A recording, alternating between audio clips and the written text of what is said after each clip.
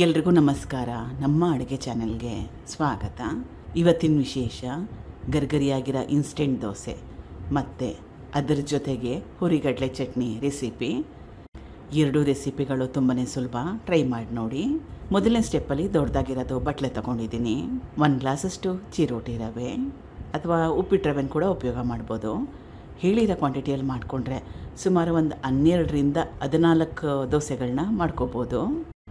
ಇದು ಅಕ್ಕಿ ಹಿಟ್ಟು, ಇದು ಕೂಡ 1 ಗ್ಲಾಸಷ್ಟು ಅಥವಾ ಸುಮಾರು ಒಂದು 1/4 kg ಅಷ್ಟಿದೆ. ರವೆ ಕೂಡ 1/4 kg ಅಷ್ಟನ್ನ ಉಪಯೋಗ ಮಾಡಿದ್ದೆ. 250 ಗ್ರಾಮ್ಸಷ್ಟು. ಅರ್ಧ ಗ್ಲಾಸಷ್ಟು ಮೈದಾ ಹಿಟ್ಟು. ಮೈದಾ ಹಿಟ್ಟು ಇಷ್ಟ ಇಲ್ಲ ಅಂದರೆ ಇದಕ್ಕೆ ಬದಲಾಗಿ ಗೋಧಿ ಹಿಟ್ಟನ್ನ ಉಪಯೋಗ ಮಾಡ್ಬೋದು ಅಥವಾ ಸ್ಕಿಪ್ ಕೂಡ ಮಾಡ್ಕೋಬೋದು. ಮೈದಾ ಹಿಟ್ಟು ಬೇಡ, ಗೋಧಿ ಹಿಟ್ಟು ಬೇಡ. ರುಚಿಗೆ ತಕ್ಕಷ್ಟು ಉಪ್ಪು, 2ರಿಂದ 3 ಗ್ಲಾಸಷ್ಟು ನೀರು. ಕೈಯಲ್ಲಿ ಕಲಿಸ್ಕೊಂಡ್ರೆ ಒಳ್ಳೆಯದು. ಮೈದೆ ಹಿಟ್ಟು ಹಾಕ್ಕೊಂಡಿರ್ತೀವಲ್ಲ, ಸೌಟಲ್ಲೋ ಸ್ಪೂನಲ್ಲೋ ಕಲ್ಸೋಕ್ಕೋದ್ರೆ ತುಂಬಾ ಜಾಸ್ತಿ ಹೊತ್ತು ಬೇಕಾಗುತ್ತೆ. ಕೈಯಲ್ಲಿ ಕಲಿಸ್ಕೊಂಡ್ರೆ ಗಂಟು ಕೂಡ ಕೈಗೆ ಸಿಗುತ್ತೆ, ಕರಗಿಸ್ಕೋಬೋದು. ಕಲಿಸ್ಕೊಂಡಿದ್ದಾಗಿದೆ. ಇದನ್ನು ಸುಮಾರು ಒಂದು 10 ನಿಮಿಷ ರೆಸ್ಟ್ ಮಾಡೋಕ್ಕೆ ಬಿಡಬೇಕು. 10 ನಿಮಿಷ ಆದಮೇಲೆ ಮೇಲ್ಗಡೆ ನೀರು ನಿಂತಿದೆ, ಚೆನ್ನಾಗಿ ಕಲಿಸ್ಕೋಬೇಕು. ಹಿಟ್ಟಿನ ಕನ್ಸಿಸ್ಟೆನ್ಸಿ ತೆಳುವಾಗಿದ್ದರೆ, ನೀರಾಗಿದ್ದರೆ ಚೆನ್ನಾಗಿರುತ್ತೆ. ಮತ್ತೊಮ್ಮೆ ಸುಮಾರು ಒಂದು 100 ml ಅಷ್ಟು ನೀರನ್ನ ಸೇರಿಸ್ಕೊಳ್ತಾ ಇದ್ದೀನಿ. ಹಿಟ್ಟು ರೆಡಿಯಾಗಿದೆ. ಬೇರೆ ಪದಾರ್ಥಗಳನ್ನ ಸೇರಿಸ್ಕೊಳ್ಳೋಣ.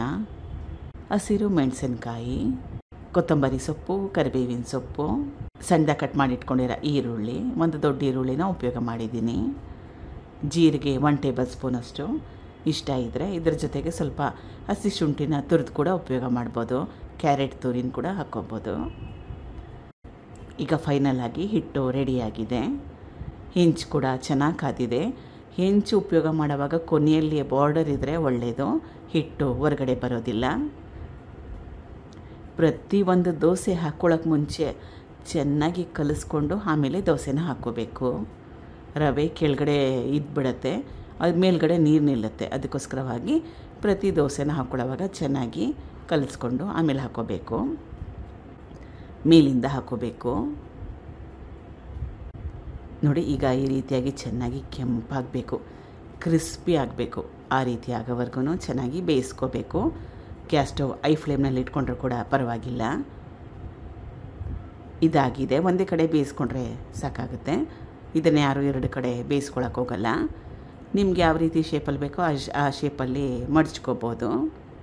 ಇದಾಗಿದೆ. ಮುಂದಿನ ರೆಸಿಪಿ ಹುರಿಗಡಲೆ ಚಟ್ನಿ. ಮಿಕ್ಸಿ ಜಾರ್ ತೊಗೊಂಡಿದ್ದೀನಿ. ಕಟ್ ಮಾಡಿ ಇಟ್ಕೊಂಡಿರೋ ಕಾಯಿ ಚೂರುಗಳು, ಸಣ್ಣ ತೆಂಗಿನಕಾಯಲ್ಲಿ ಅರ್ಧ ಹೋಳಷ್ಟನ್ನ ಉಪಯೋಗ ಮಾಡಿದ್ದೀನಿ. ಹುರಿಗಡಲೆ 100 ಗ್ರಾಮ್ಸಷ್ಟು. ಇಷ್ಟು ತೆಂಗಿನಕಾಯಿನ ಕಾಯಿ ಚೂರುಗಳನ್ನ ಉಪಯೋಗ ಮಾಡಿದ್ದೀನಲ್ಲ, ಸೇಮ್ ಕ್ವಾಂಟಿಟಿಯಲ್ಲಿ ಹುರಿಗಡಲೆ.